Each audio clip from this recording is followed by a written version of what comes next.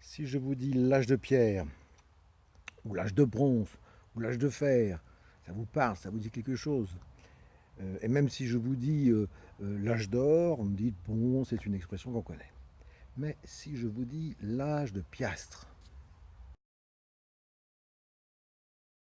bonjour et merci d'assister à la présentation de mon dernier roman, L'âge de piastre.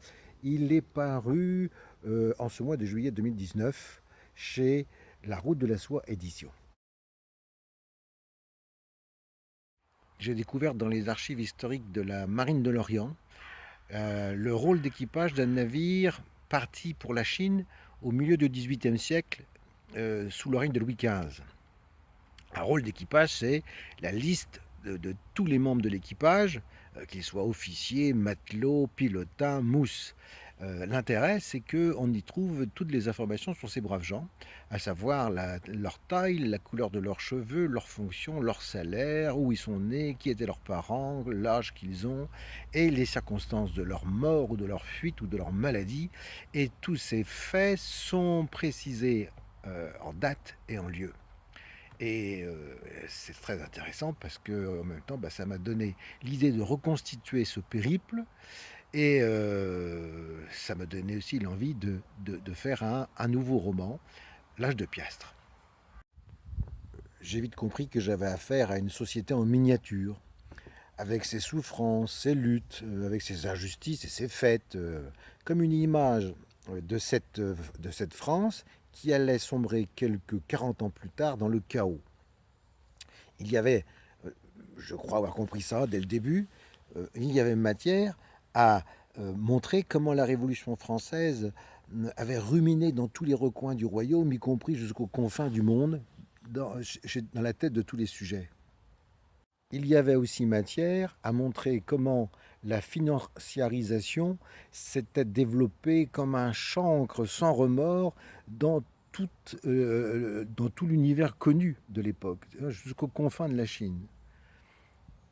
Bon, je ne suis pas un historien, euh, je me contente de lire ce que les historiens écrivent, et puis je fais quelques petites recherches. Ça m'a permis quand même de constituer ce roman, ce regard d'un homme contemporain sur une époque qui quand même a des similitudes assez importantes avec ce qui se passe aujourd'hui en 2019. Euh, J'espère que personne ne me cherchera querelle d'avoir tronqué les noms de ces personnages qui ont réellement existé sur ce bateau. Parce que moi, mes héros et les gens que je décris dans cette affaire ne leur rendent pas toujours hommage.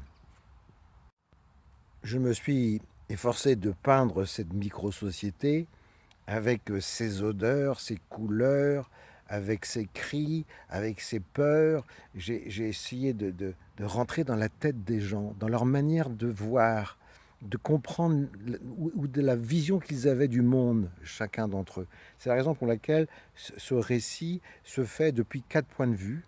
Le point de vue d'un des principaux des officiers, du chirurgien de bord, d'un mousse, et d'une quatrième personne qui est le subrégarque, c'est-à-dire le responsable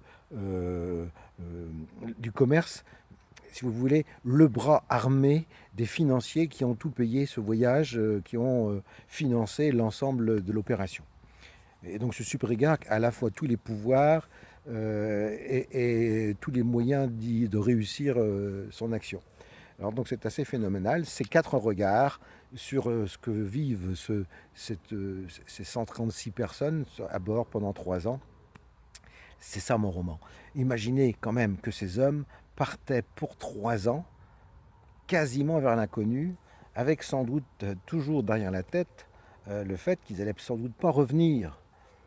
Cela balançait à l'idée que bon, s'ils revenaient, ils pouvaient revenir avec quand même beaucoup d'argent. Dans les documents historiques de ce bateau, je suis tombé sur un assassinat.